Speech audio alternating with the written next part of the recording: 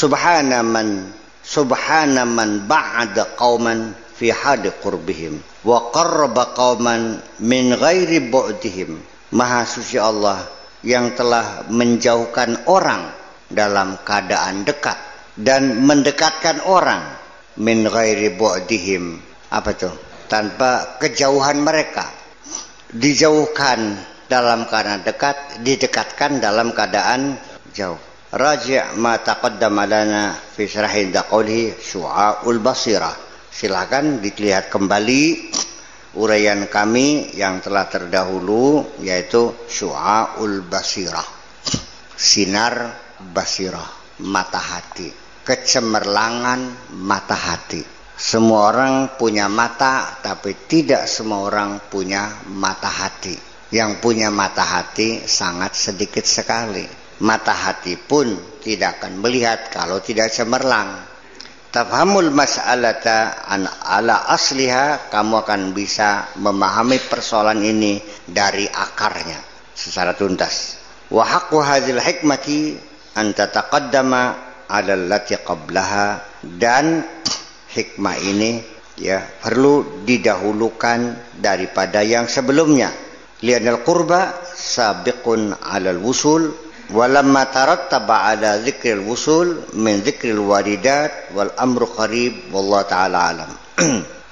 Li'anal qurba, karena kedekatan sabiqun 'alal wusul. Kedekatan itu mendahului pencapaian. Dekat dulu baru nyampe. Kita ke Jakarta, sebelum ke Jakarta kan dekat dulu, ke Bekasi dulu, kan gitu. Bagaimana mau nyampe, nyau dekat juga enggak. Ketika masih jauh, nyampenya bisa nyampe enggak? Iya. Kalau sudah dekat pasti nyampe enggak? Yes. Kalau sudah dekat pasti nyampe enggak?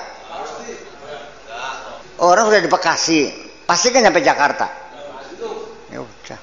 Walamma tarattaba 'ala dzikril wusul min dzikril waridati wal amru qarib. Karena ada kaitannya ketika menjelaskan tentang kesampaian, ya perlu diurai juga tentang waridat, tentang keistimewaan, kelebihan yang merupakan anugerah dari Allah, al-waridat. Wal amru qarib, persoalannya dekat, wallahu taala alam. Wa qala Syekh Zarruq radhiyallahu anhu fi syarhi hadhil hikmah, al-qurbu fil jumlati ala salasati aujuh. Menurut Syekh Zarruq menerangkan hikmah ini bahwa kedekatan itu pada umumnya ada 3 kategori. Ahaduha qurbul karomah, kedekatan karomah.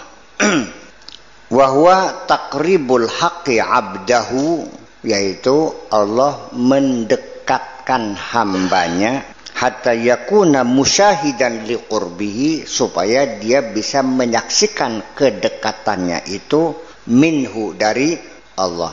Fayatawallahu duna ma siwahu, sehingga dia mempercayakan dirinya kepada Allah, tidak kepada selain Allah. Ini qurbul karamah.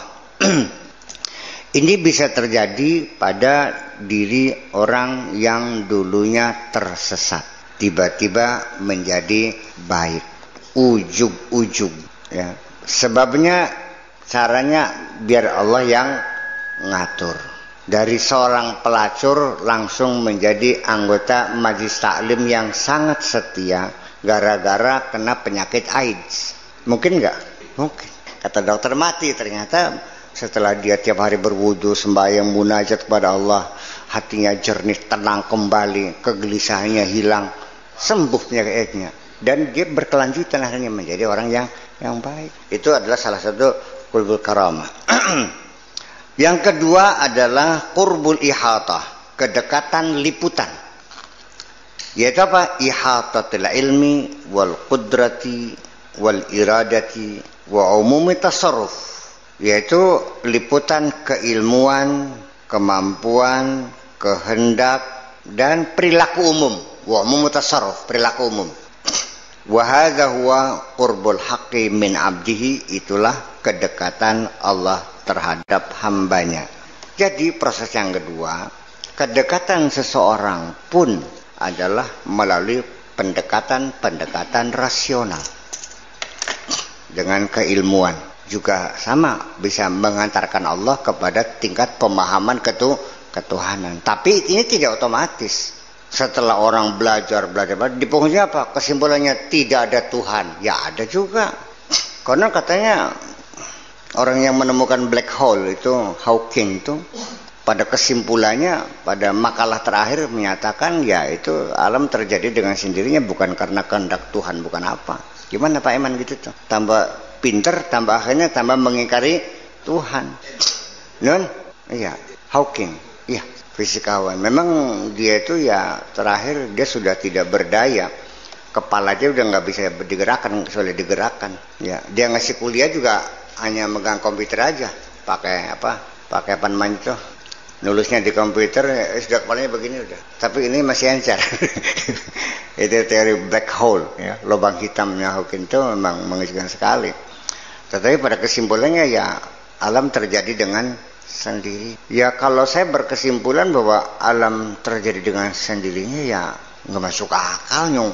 Ada sistem ya, ada aturan, ada hukum yang berlaku, masa ujuk-ujuk. Mungkin gak gelas ini datang sendiri?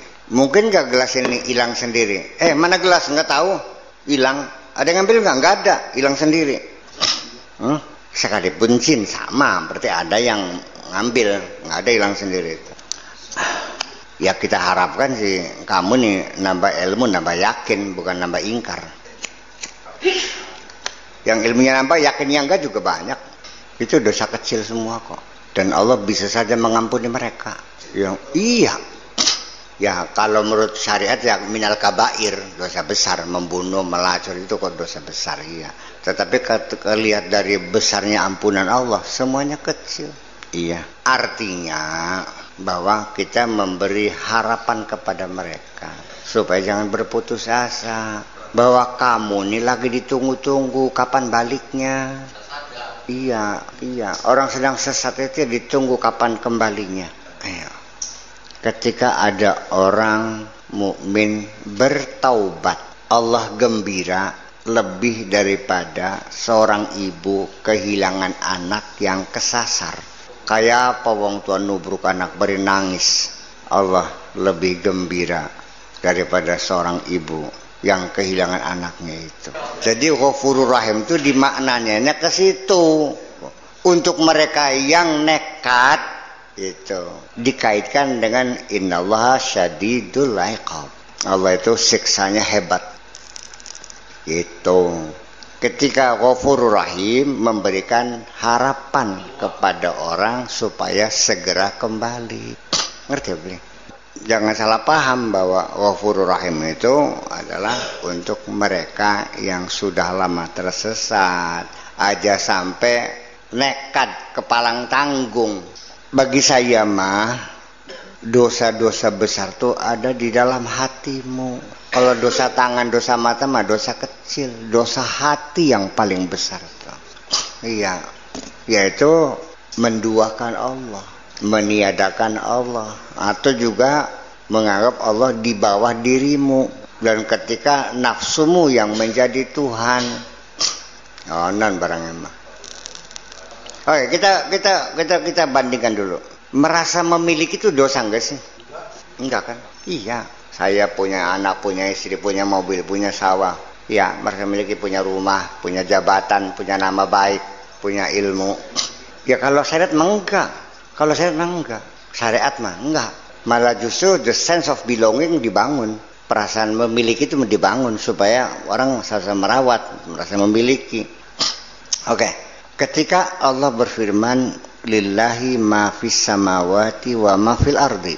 Semua yang ada di langit, yang ada di bumi, ini semuanya milik Allah. Dapat bikinnya Allah, dapat menyempurnakannya Allah, mengadakannya Allah semuanya. Yang menciptakan Allah dan milik Allah. Yakin enggak?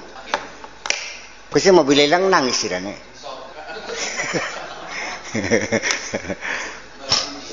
Iya, saya kira sepotong ayat itu saja kalau kita sudah meyakini ini semuanya milik Allah, Sejak itu engkau tidak akan lagi pernah mengalami kesedihan.